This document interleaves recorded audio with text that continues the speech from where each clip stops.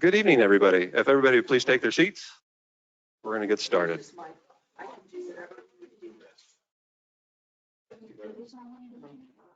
So happy Wednesday, April the 20th. It's 5:31. My name is Gary Denmeier. I'm the city engineer. Just a little bit about my background before we begin. I've been working at the city here for 5 years now. During my tenure, thank you. I was, thank you, Susan. Very nice. I was lucky enough to work on the Sarah Sims project. That's my pride and joy. Hopefully everybody's had a chance to visit that park. I think it's a wonderful park, and I'm always ready to hear compliments about it. In any case, I've been a professional engineer for 24 years. My first 18 years were spent in private practice. So I've got a good bit of knowledge about what's going on in the city, and I'm happy to be here, and it's a privilege to work for you all. Before we get started, I do want to say there are a couple of rules. We will have some commissioners in attendance and some board members in attendance tonight, so we have to run this like a public meeting. So at the end of the meeting, we're going to be allowed to comment. We're going to welcome comments. When you introduce yourself, please say your name and your address. You're going to be limited to 3 minutes for your comments.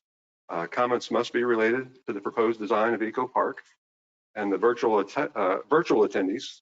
This is a GoToWebinar, and so we do have virtual guests. They're going to raise their hands virtually. We're going to let the live speakers go first, and then after the live speakers are done, then we're going to go to the online webinar attendees. Okay, everybody's where? Good. So to get started, we're here tonight to talk about Eco Park. I've had the privilege in private practice to be working with 2GHO for, I don't know, almost 15, 20 years. I've known these two individuals that'll be presenting tonight, and they're really good at what they do. They've had a relationship with the city, they've had a relationship with the park, and I will now open this up to them so they can tell you a little bit about their part of this process. Here's George. Thanks. Thank you, Gary. Good evening, everyone. Those online and of course those here in the meeting. We're glad to be here tonight, and I'm going to try to see if I can work this. Okay.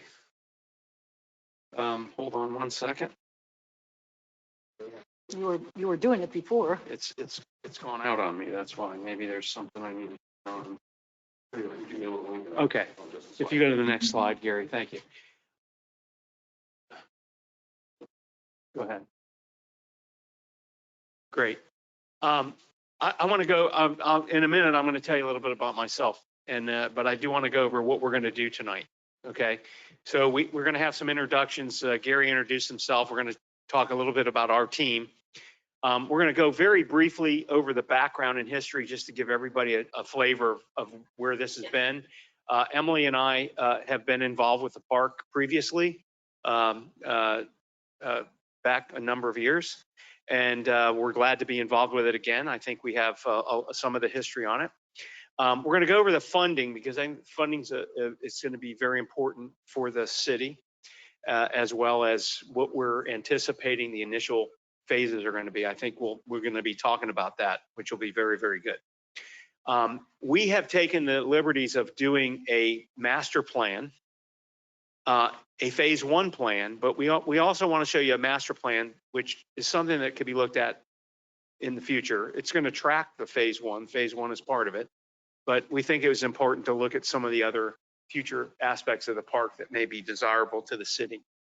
We're going to tell you a little bit about our schedule, and then we're going to let every one of you online. You can raise your hand, as Gary said, and everybody in here, we'll give them a shot to ask any questions they'd like, and we're going to try very, very hard to answer your questions. And if we can't answer them tonight, we will get you answers for those questions.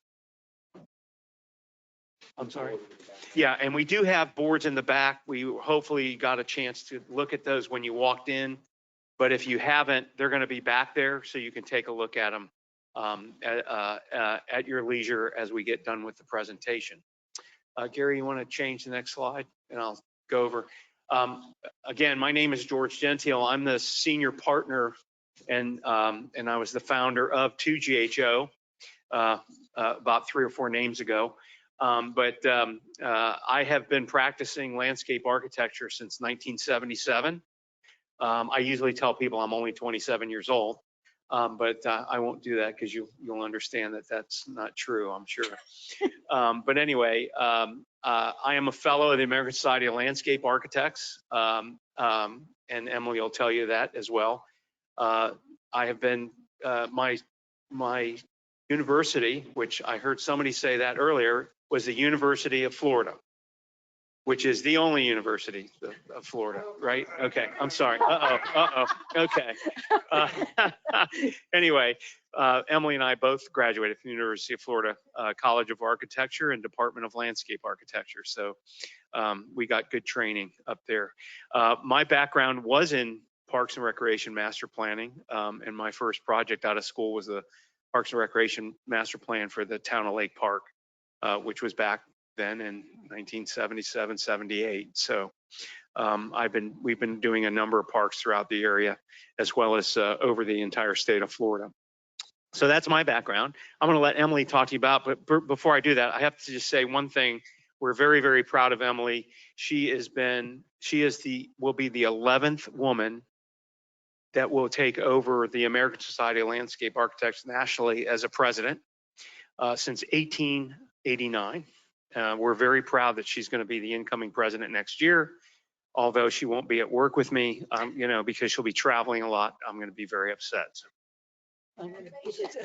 Well, thank you. Okay. Go ahead. Okay, that's on. And as George said, I'm Emily O'Mahony. And since he talked about me first, I'm going to talk about him. Everywhere I go in this county and in this area, they go, "Oh, you work with George? I know George from," and I will come back and say, "So-and-so says hi," and he'll go, "Who?" But everyone always remembers George. He's been out there a long time. George and I have been partners since for about 22 years. I've been licensed for 42 years. Oh my goodness, time goes on. I am a passionate landscape architect, and I just love designing, creating spaces, doing good for the earth, having it all put together, building better communities, all through, what we're doing, what we're talking about now.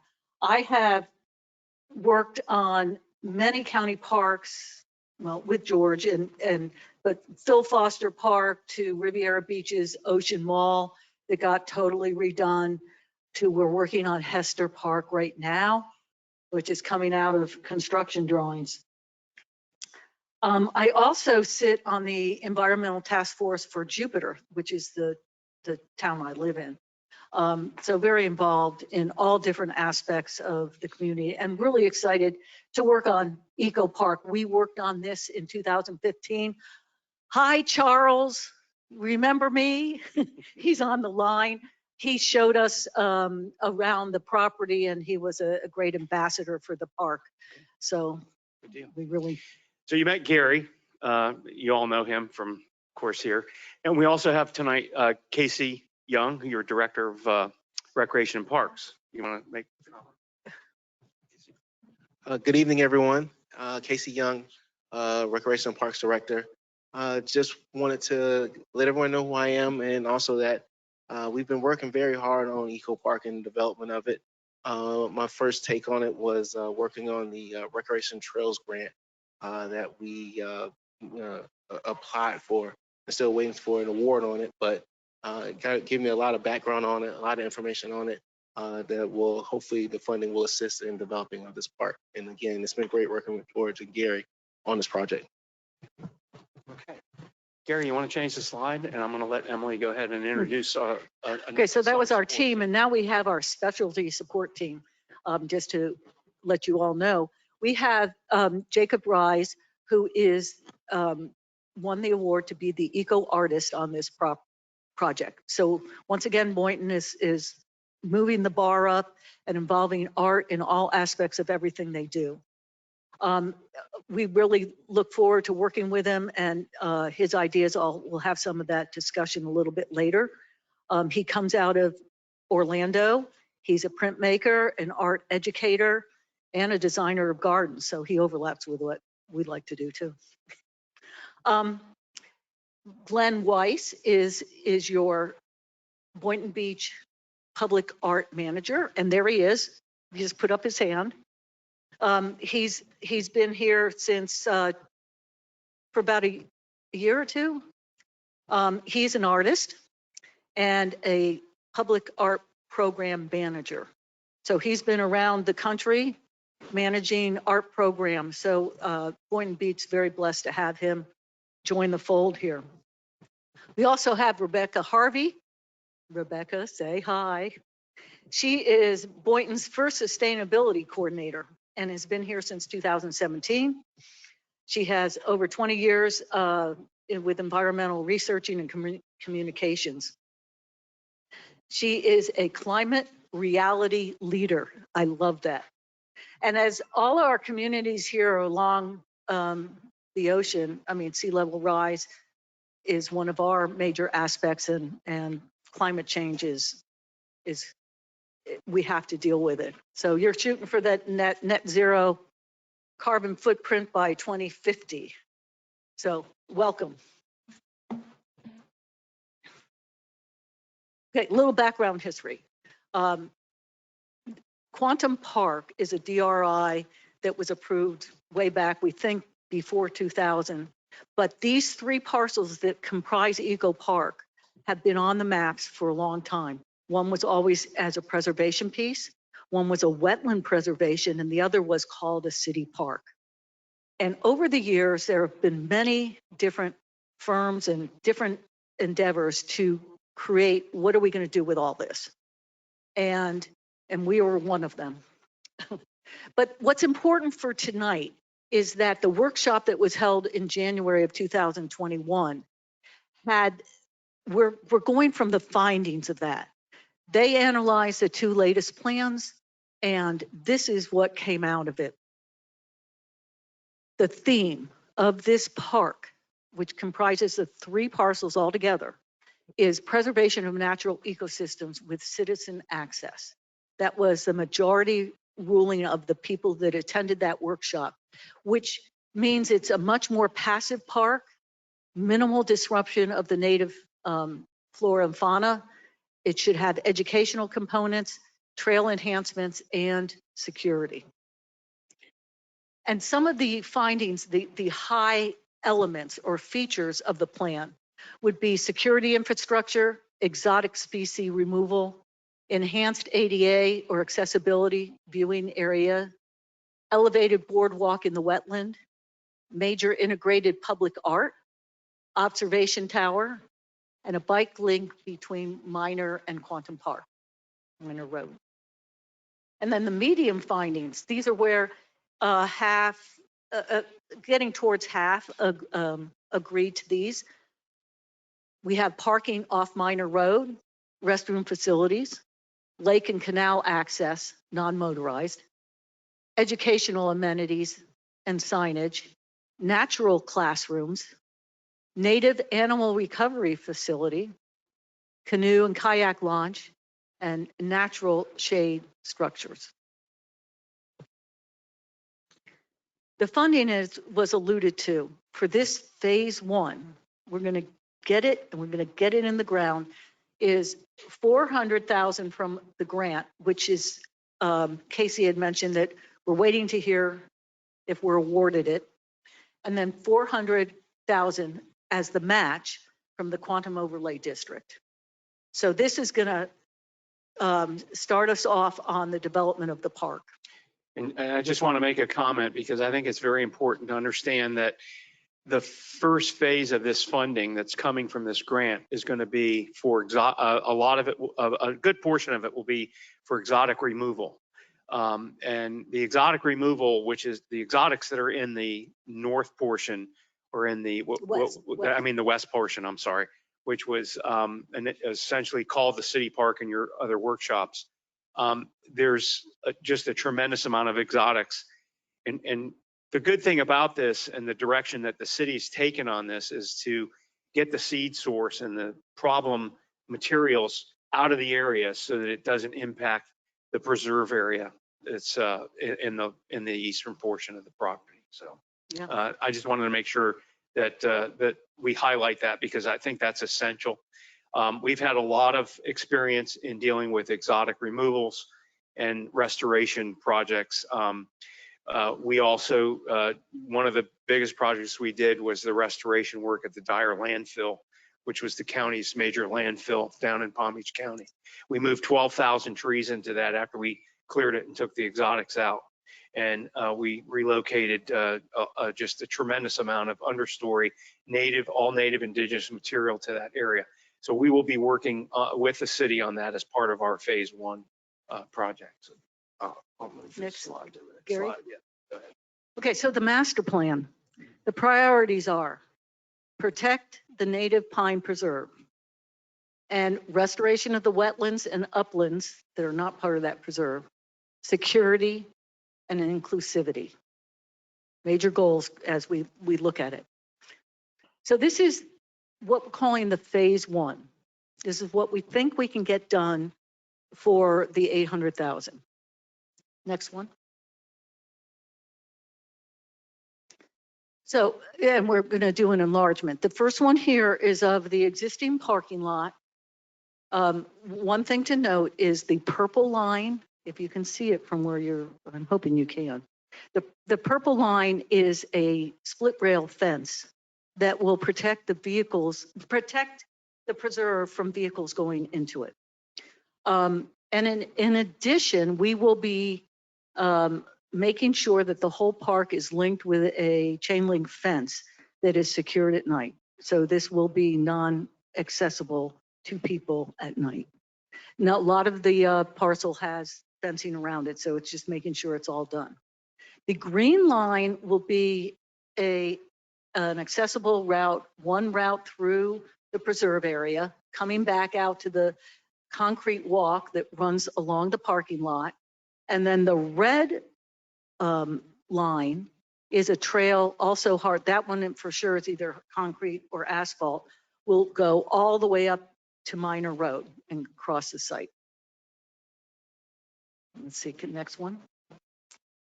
And also on the northeast corner of Lake 8 there, you'll see we're going to add a mitigation, a littoral zone to the lake.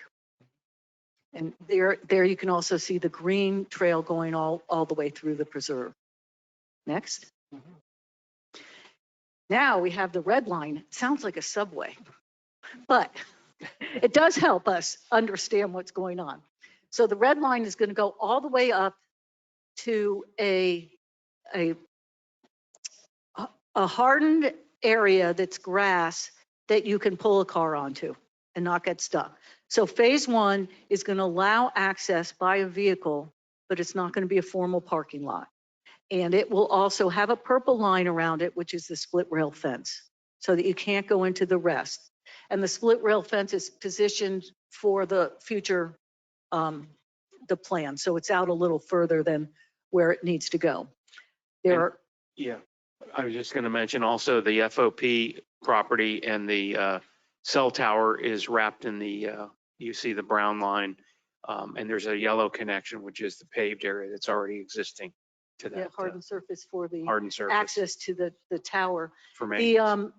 There are also 2 cheeky huts, little pavilions that will be along the red trail as the first Right. phase of this. And those will be in the restoration area to the west. Yeah, so Okay. all of that area that we're looking at is the wetland restored and the restored upland.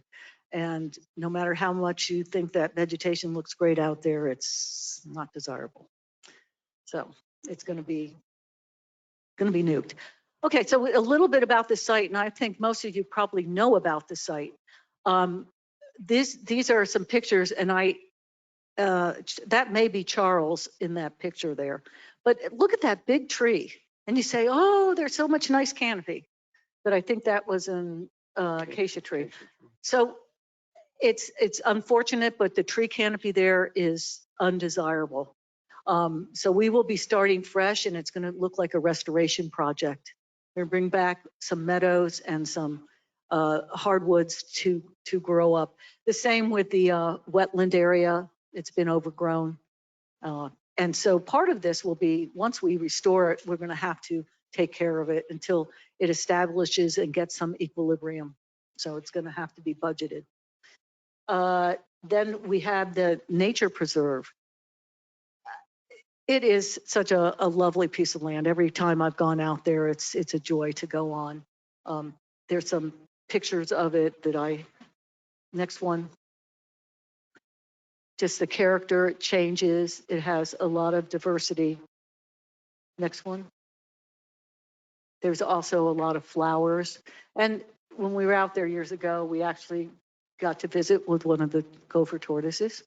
And we were just so lucky that he decided to come out for lunch while we were there, and it was wonderful. But there's a lot of exploratory things that can happen out there. And hence, hiring of Jacob. He won the award. He will be the eco artist. He's going to help by bringing him in. He's going to help us celebrate the beauty and uniqueness of the property. He's going to interpret the pine preserve flora and fauna and expose the process of restoration and mitigation of the landscape on the west side. Now you're going to say to me, Emily, that's a fish. We're not talking fish here. That's an example of some signage that's done as an educational bit, that it's taken to an art form. And that's what he would do, what we're going to do here. We don't think we can get too much planned on the first. We want the introduction to the park at the two ends. But in the long run on the master plan, we want to do this throughout the preserve area to put these little educational pieces of what you're looking at or what you could possibly find. And those will ID some of the plant materials that are indigenous to the preserve area, as well as other items in the entire environment in that location. So, and then we're also looking at some of the, as Emily said, the entryways, where we will look at possibly doing something in the walkways that are an icon to the park itself. So and when we pour the concrete walks, yes, we're going to embed something that makes sense, whether it's vegetation or footprints from animals. We're going to do so that. we'll be working with the artists on that to incorporate those in. And this is the overall master plan. We're going to talk about some additional things that we want to add to the site. Go ahead to the next one, Gary. Okay. I'm doing it. Oh, you're doing it now? Yeah. Okay. Once again, we'll start out at the bottom. Right now on this plan now, you see a lot of gray colored trails that we see as, potentially enhancing, but most likely just leaving as sand trails in which we will then interpret along the way with the eco art. But there's lots of opportunities in the native preserve. So defining where you can walk and how you walk. And these will all be still secured so that no vehicles can get on them, and also no nighttime activities in that area. And we've done that in phase 1. So Right. This is the added level. Next. Yep. And up above, I think there's more happening here. We would like to see a trail system developed through the restoration area, adding maybe more cheeky huts, pavilions for gathering or having a little lunch, and the potential to do a canoe kayak launch into the canal. So it would be providing a functioning paved parking lot with a restroom at this time and a group pavilion. We have discovered there is no way we can put a dock out into the canal to do a kayak launch or a canoe launch. We are working with them and they're looking at it about possibly carving out a little bit so we can slope it and take it, and the work we do will not interrupt the flow of the canal. It would mean that we would take a maintenance easement all around that area. But the maintenance easement at the same time, like the blue line that's up there, has been identified for your blue-green bike trail. So that's always been a goal of the city, to move in that Yeah, direction. and Lake Worth Inlet District they're reviewing it now, and they may be able to work with us, but we're not sure yet. But this is a master plan, so this is something that could change. It could be modified to our advantage, the city's advantage, if Lake Worth Drainage District is able to work with us on it. They do have rules and regulations on their canals, so we have to adhere to those as well. So. And, Right. and I think another aspect that you'll see here is the purple boardwalk into the wetland, as was mentioned as one of the priorities in the charrette, the workshop. Okay, so this is just a brief overview of our schedule. We're looking at completion of the phase 1 design because that's really the part we're going to be doing first. That'll be done by January 2023.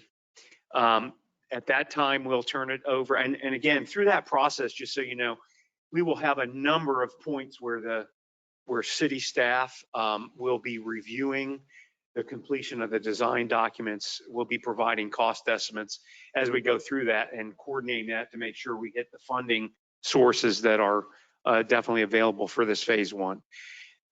We'll provide it to the city for bidding and procurement, which their time frame takes about 4 months because they have to advertise. They've got to take the bids in, they got to review them, make sure everybody has everything correctly, their insurances and the ability, and then they'll make an award and start construction. Our hope start date is June of 2023 for this phase 1 project.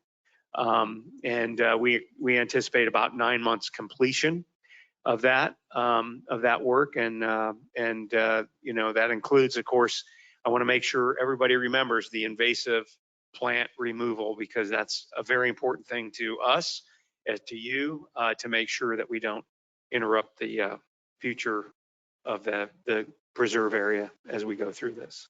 So that's our schedule.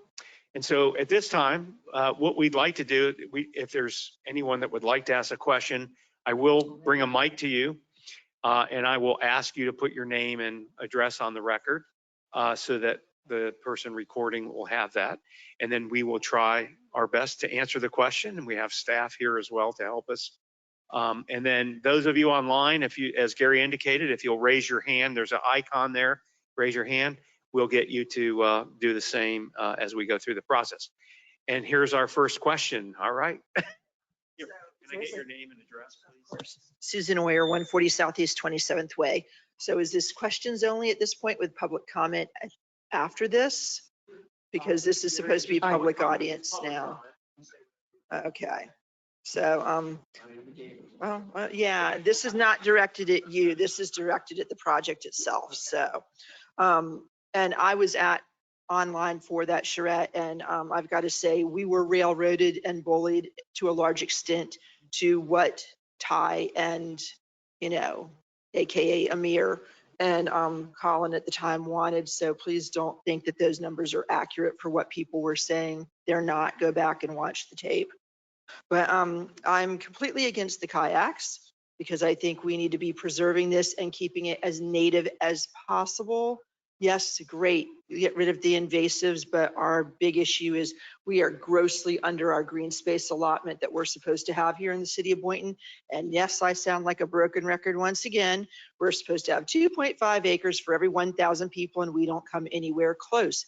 Delray and Boca have 12 to 16 acres per 1,000 people. So we are really grossly impacted. And now you want to take even more of our green space and dedicate it to a park that, I'm sorry, I totally get. And I think we should have maybe something around the perimeter, but I don't think we should be allowing anything in the middle.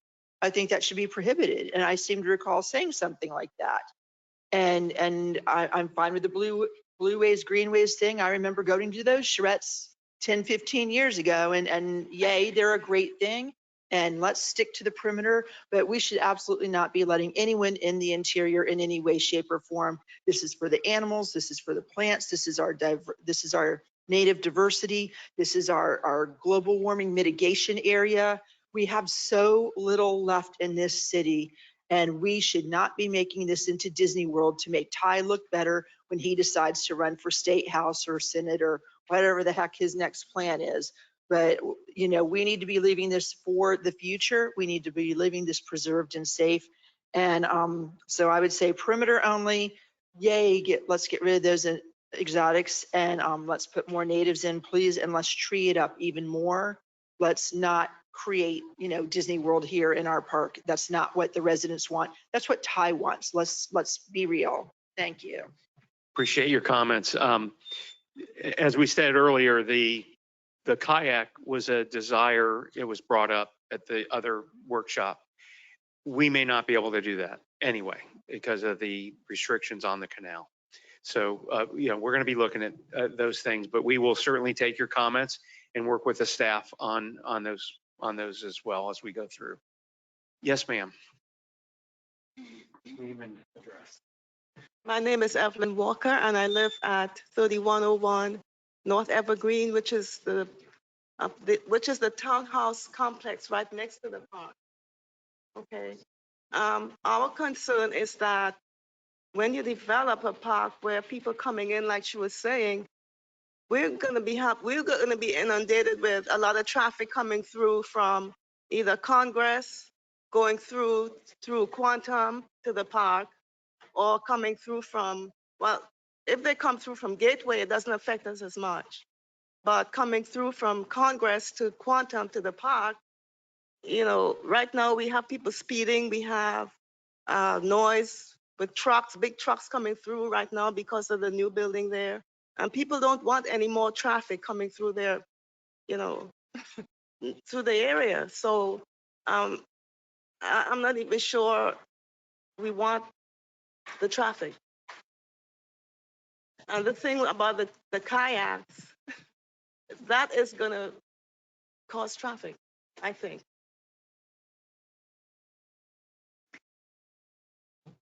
The kayaks would be accessed off of Minor Road, so not through your community. The whole intent of this was, it wasn't a total set aside for only nature. We did involve the human element in this, but it's very passive and very minor. I'd like to, if, There was an entrance on Quantum. Is there gonna be another entrance on Minor Road? Yeah, the current situation is you can enter off Quantum Boulevard into a parking lot. The proposed entrance off of Minor would be where the kayaks are. ma'am, can I just, I want to just check to make sure are the people online able to hear us here? So that mic is not on, I do not believe.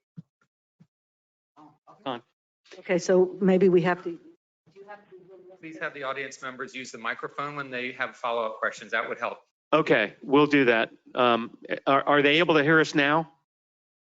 Better? Okay, very good. I'm sorry. Before you talk, let me give you the mic, okay? The problem is the main entrance. Where's the main entrance gonna be located? Well, I believe the microphone was off. Where is the main entrance located was the question. The primary entrance would be with the existing parking lot. Is that on? the one down here, the Yes. one down Yes. in the lower portion right here. There's the entryway right there. So most of the people coming to the property is that entrance? That would be the main entrance, yes. And then Minor Road would be a secondary entrance, would have a small parking area there just to stage, and then they'd have a pedestrian entrance into that area. So are you guys gonna try to figure out something about the traffic coming through from Congress Avenue, coming through on Quantum? Are they gonna be speed bumps or like, right now there's nothing there to slow down the traffic? First of all, she needs to be speaking. Well, if the Okay. speed bumps are on the other Okay, side- okay, so, okay, I think we have to walk up. Right. Okay. I apologize. Yeah. Ma'am, if you would just come up here and just ask that question one more time. Thank you. I apologize. What question was that? The one about you wanted to know about speed bumps, or you just said, yeah, I can't tell you that we're going to be able to do speed bumps, but you might ask the question. Where do and I talk to? Just either one. Oh. Yeah. No, my question is, right now in front of the health building that's there right now, there are speed bumps going into the parking lot, the concrete parking lot right now. But I'm talking about coming through from Congress to Quantum near LA Fitness. There are no speed bumps there. And that's a busy area that, you know, we think that people are going to be coming through. That's going to cause us problems because most of the townhouses are facing that street right there. Once again, it's a passive park and it's not a high utilization rate for some park like that. So right now, the parking lot is primarily that big due to solving situations with the businesses. So we do not anticipate that that full parking lot is what's being used on the park. It's passive. There's some trails. So you go out and take a 20-minute walk or a 40-minute walk out in nature. There isn't anything else to do there. If in the future, the canoe launch gets built, then they're accessing it from Minor Road. Right. That's the only place that you would never take a canoe from the parking lot that's off Quantum and walk it all the way up to the canal. So it really should be minor impact. But I'm sure Gary's making a note and, you know. Yeah, we're gonna take this We're still information. gonna be needing some kind of something to slow down the traffic there though. Within Parkside, right? Yeah, Parkside. Okay. Okay, we'll take a note I'm on sure that. they'll note that. No, have her come up. Yeah. Yeah. Let's come up. Yeah. Julie Mondello, 122 Lancaster Road. Quick question, are we have any lights that we're going to be adding along Minor Road? As I understand, it's pretty dark out there right now. Right now, the plan for the park is it's locked at night. No one's to go in. That's why we're putting chain link fence all around it. So there's no access. Yeah, earlier this year, FPL completed a project at our request. And yeah, and so we've installed the streetlights all. Oh, over the fantastic. Thank you. I'm so sorry. I didn't realize that was done. road.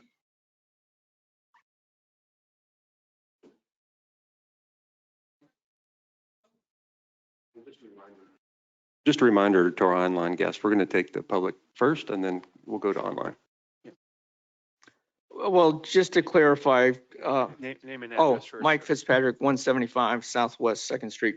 Just to clarify, there's no vehicle or traffic between Minor Road and Quantum. It's the only way you can get from one to the other is by a bike or walking, right? Correct. Okay, that's what I thought, but it was. The biggest concern I have, I like the plan overall. The biggest concern I have is the green line splitting the nature preserve, which my understanding that's going to be concrete. That's to be determined. The red line will be concrete. Mhm. There are some other alternatives. There's a crushed coquina that is used by DEP and allowed on dunes that is pervious and compactable enough that allows accessibility. And that's much more what we prefer to do there.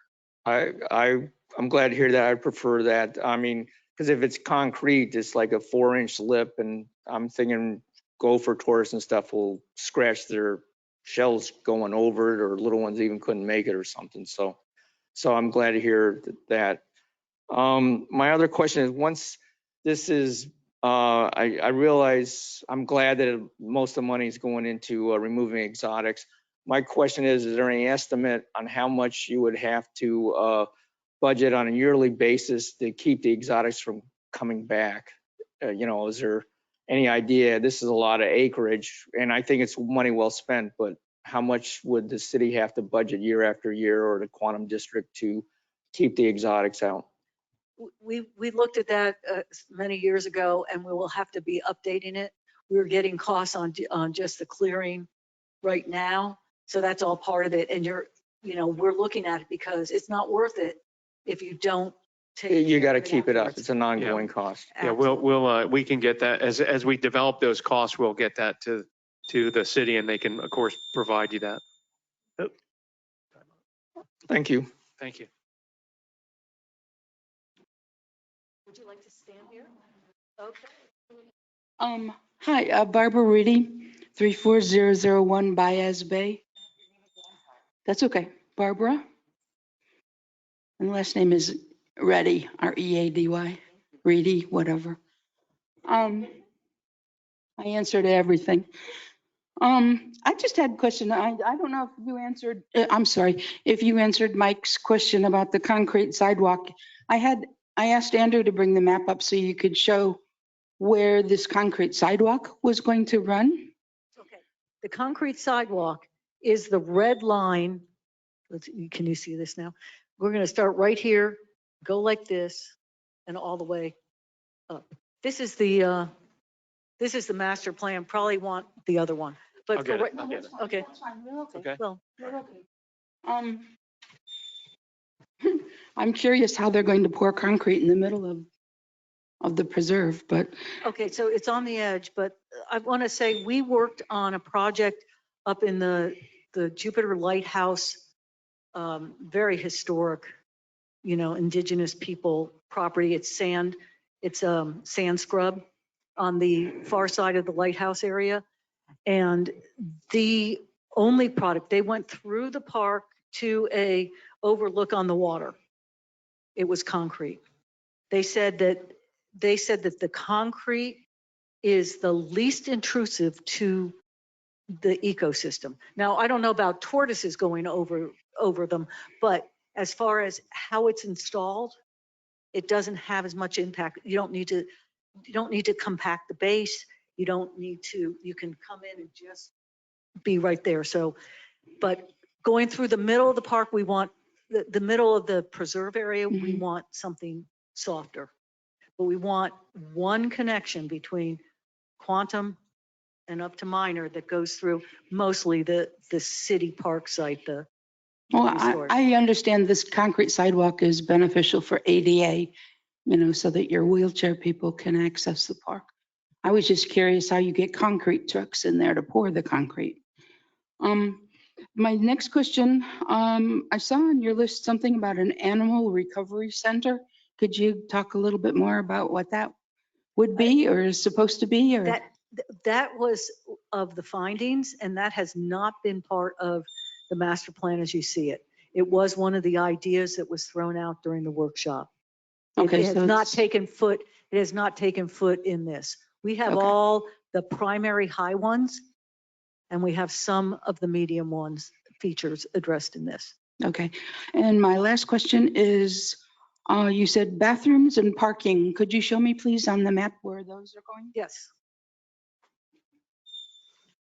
So here is the entry off of Minor into a parking lot. That would be the bathroom, and that would, or that's a pavilion and that's a bathroom, one or the other. Thank you. That's the FOP, the Okay. existing lodge. Yes, that exists there today, and the tower exists today. And the park does not encompass that. That is a parcel that's out of it. The orange line is a chain link all the way around, and we're going to make that happen in phase 1 so that it can be secure. Okay, thank you. You're welcome. Yes, ma'am. You can come up. Thank you. Right or left, whichever one you want.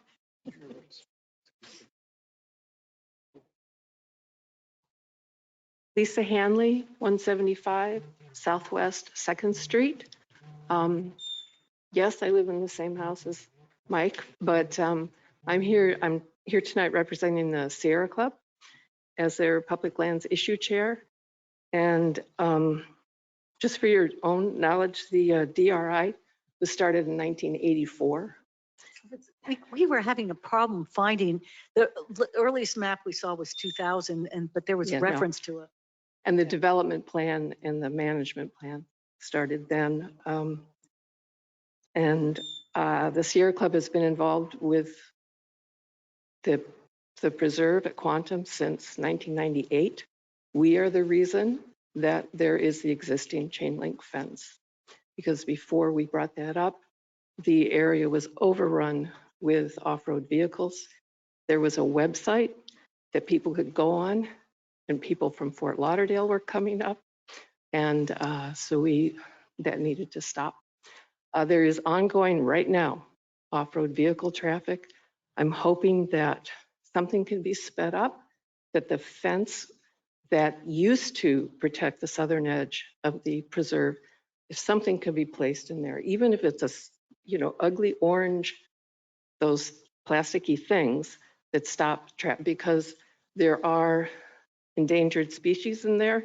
They're very close to the trails, which makes my first question, are you going to do an updated environmental assessment of what's in there now before you start clearing? And because there are immature gopher tortoise burrows in the area that's overrun with the exotics. So that's a question. And I've noticed that in the preserve, especially in the southern end and on the area next to the lake, there's a lot of invasive alamanda. So I hope that's part of okay, that's good. And that's been there. I mean, that was there A long 7 time. years. Yeah, it's been there forever. I was at the 2015 when you presented that beautiful, ambitious plan. And ERM's policy, environmental resource management, in all their natural areas, their ADA trails, their hardened trails are concrete because they agree with you, it's the least intrusive. It doesn't affect the soil pH, it protects the environment of the sand scrub. So the Sierra Club is fine with that. Let's see. Have you had any experience with what we said, the other material? No, I don't. I mean, Because it's mostly been used on dunes. Yeah. So that you're crossing that sensitive area, but dunes are very sandy too. So right. We would prefer that the interior of the preserve just stay sand trails. That's not deep sand. So your opinion is that the green line should not be hardened in any way? No, it should not be hardened. There should be, there's areas that people should not walk in that need to be, that need to recover from the off-road vehicle, and those should be blocked somehow with, down trees or whatever. But okay, we'll explore that. Yes. Okay, and then I also had a question: if you do put a hardened path through the center of the preserve, because I see you have that connected up to the red trail, how are people going to get through the existing fence? Are you going to cut the fence? There would be a pedestrian gate only, which we can do it two ways. It can be an entrance gate that is monitored, or we would do a pass-through gate that doesn't allow vehicles to go through it. They refer to it as a restrictive gate. It could be a loop-through gate, right, where you go in and come out, or you come the other way back out, so that there's no vehicle and you can't turn a vehicle in it. Okay. We just have to be concerned. We really wouldn't even see bikes using that portion at all. So it really is just a pedestrian connection that would be through there. And most of that would be the split rail fence that, Right. to make it, it's the Low chain link profile. fence is used on the total perimeter. Right. And the chain link fence would be locked out people, period. So it's two different kinds of fencing. And the split rail would be enough to keep the off-road vehicles out. Absolutely. Right. Yes. Okay. That's what the county uses on all of their parks. Yeah. Yes. And just note, we're down to 5 seconds. I've been trying to stop as they're answering your Yeah, questions to okay. preserve the integrity of your time.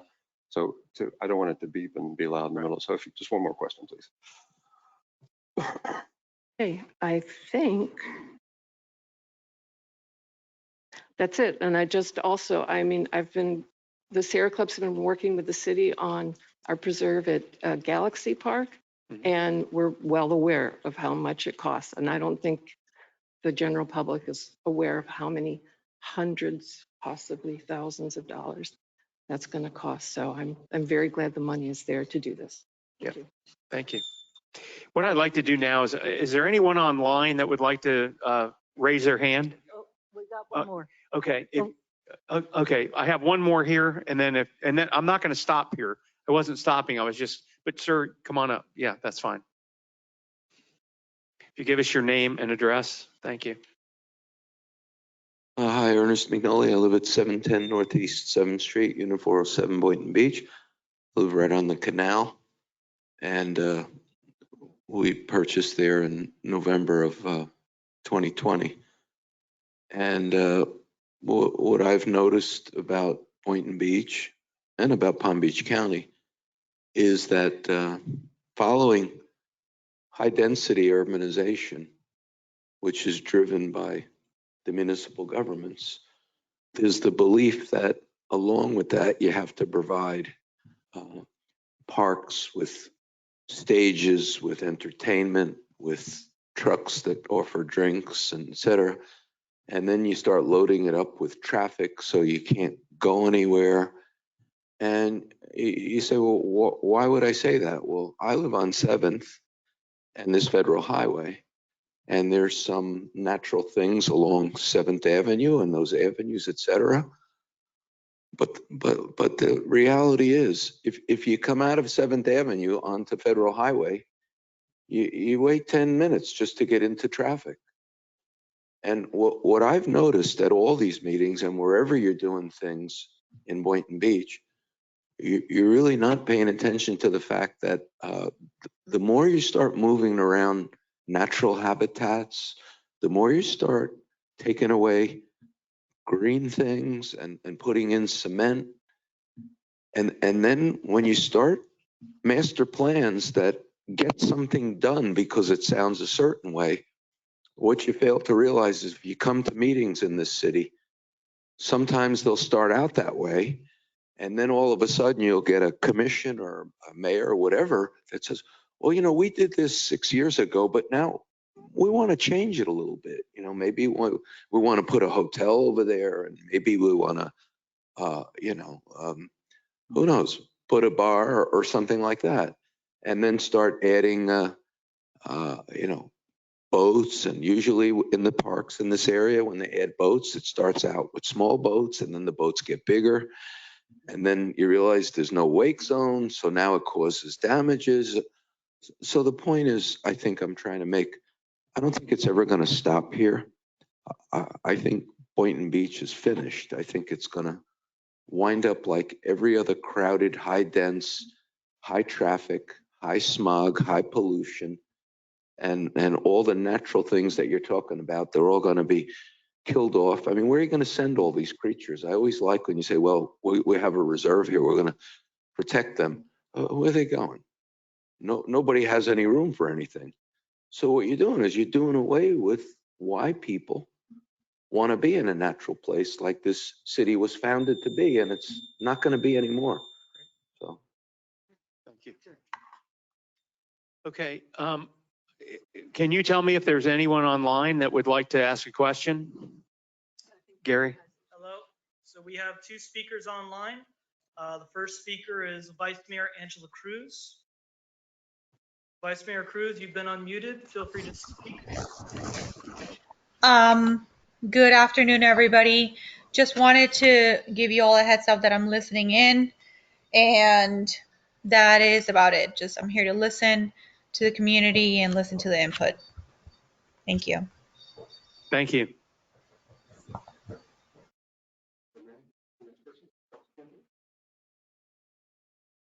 Okay, our second speaker is Charles Cantor. Charles, you've been unmuted. Feel free to start speaking. Yes, can you hear me okay?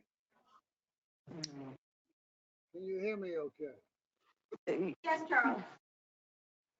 Wait a minute, let me try my other computer. Yeah, Charles, you're not coming in very clearly. Can you speak into the phone?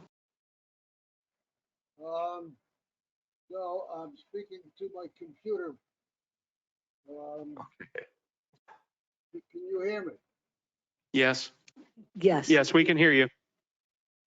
Okay, All right, the first thing I want to say is there have been some very serious changes to to Emily's original park plan. And the one major change is that parking lot that was built there under the auspice that it was overflow parking for NYU, not that it was the main entrance to the park, because the main entrance to the park was supposed to be made in cooperation with FPO on Minor Road, where we already have bathrooms and parking lots and entries and all of that without disturbing a single piece of ground.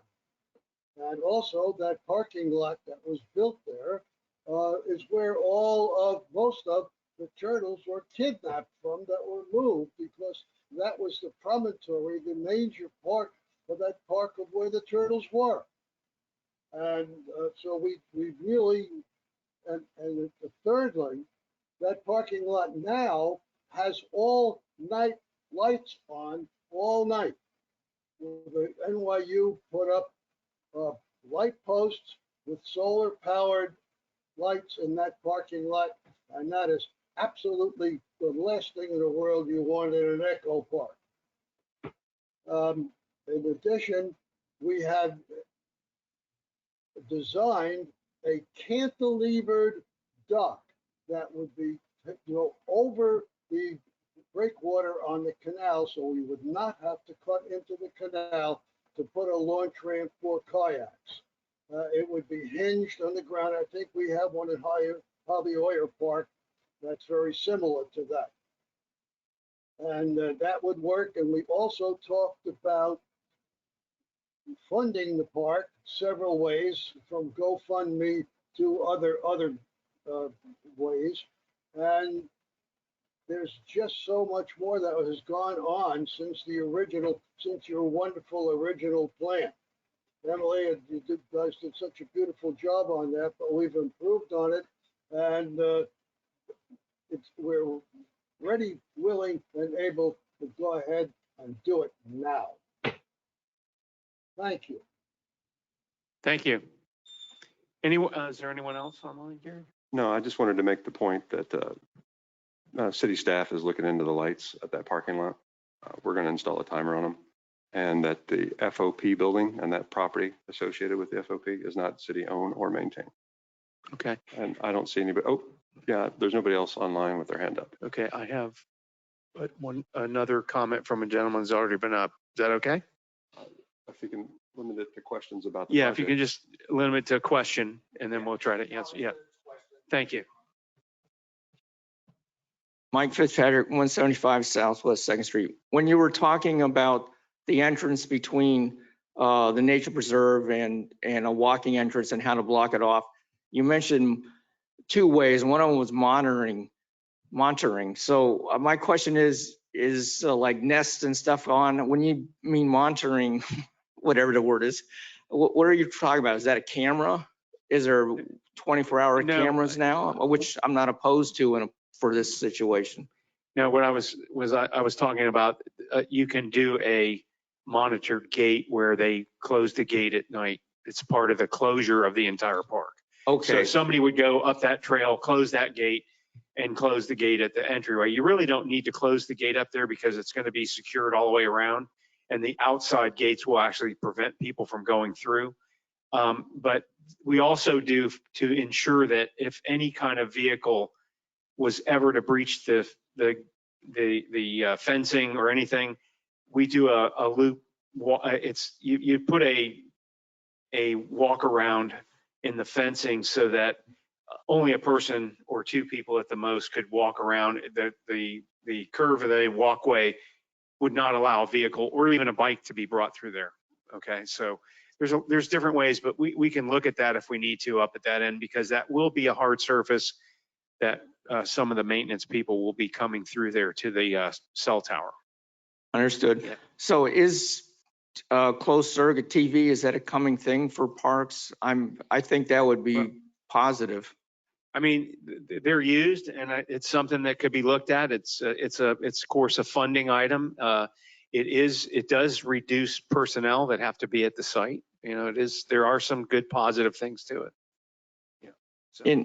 I go to the Seacrest Scrub quite a bit, and I see there's a fair number of young women who walk it, but everyone that walks it, they all have a big dog, which is bad for scares everything else away. So I'm just concerned about that too. Well, that's a good point, and we're discussing that now. So one more.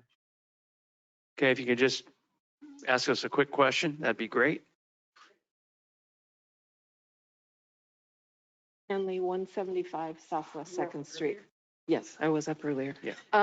When I asked about the environmental assessment update, also, do you have in the plans for a gopher tortoise an updated count in the hopes that since so many gopher tortoises were removed from the preserve to build the parking lot, the ones that are in the city park, they could be moved back into the preserve, especially if you hydro-chopped areas to clear out a lot of the overgrown native, but still vastly overgrown vegetation. And we did see tortoises in the city park area. So we know that to remove the large vegetation, we're going to have to move them or protect them. I mean, we're going to have to identify them. Right. Okay. It'll have to be part of the bidding process and either have the contractor or whoever does the park construction of phase one may have to provide the evidence from an environmental consultant. Okay, and that's why, so we would just, like the Sierra Club, go on record to, request that all consideration be given to keeping the tortoises where they on site and not out in Okeechobee. No, Right. no, we want them there. We agree. Okay. All right. I want to thank everybody for being here. We're going to take the comments, and of course, as we continue to work, as you saw our schedule, we're going to be trying to get things done by the end of the year. And all your comments, we will certainly listen to. We'll discuss it with staff and see where we go from there. But I think you have to, you should realize that the goal is to make this some usable for at least trails and to preserve the ecological portion of the site and to get rid of the exotics. I think that's really a key issue to further this the growth of the natural fauna and flora in this project. So anyway, again, thank you, and we wish everybody have a great evening.